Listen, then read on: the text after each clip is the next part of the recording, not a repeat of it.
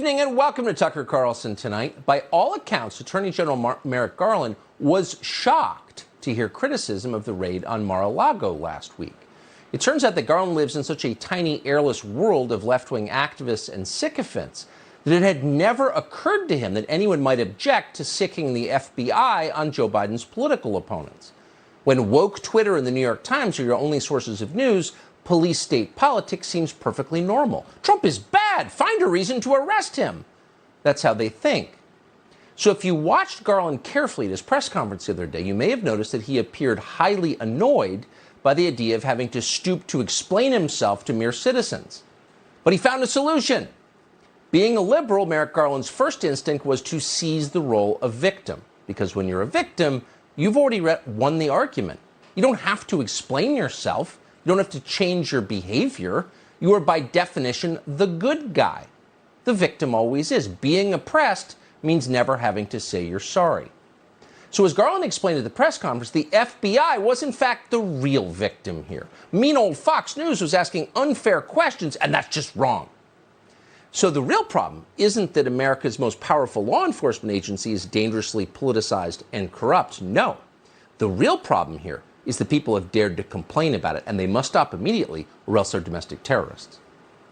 As Garland put it with what seemed like genuine outrage, I will not stand silently by as the integrity of the FBI is unfairly attacked.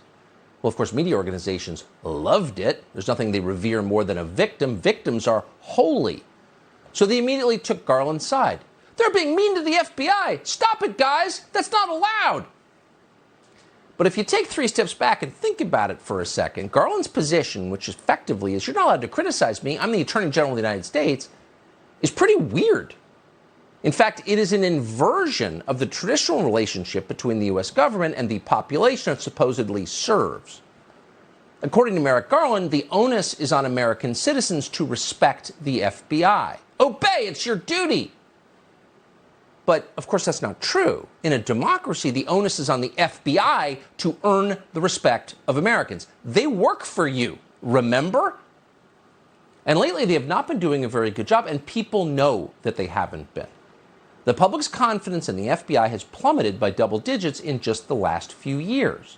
And unfortunately, there's a reason for that, and it's a huge problem. We need the FBI. You can't just defund federal law enforcement. There are a lot of federal laws. Most of them are silly. Some of them are not silly at all. They're very serious, and they must be enforced. So we have to have an FBI, and it has to be an FBI we can trust. And we can't trust it until its behavior merits trust, until it's honest, and to the extent it can be transparent, consistent in the way it enforces the law. We have to have a federal law enforcement agency like that. We can't just make it go away and hope for the best. But we're nowhere near that point because the people who are supposed to be overseeing the FBI have ignored egregious examples of corruption over many years. But they're getting very hard to ignore because they're just so obvious now. And it's not just the raid on Mar-a-Lago.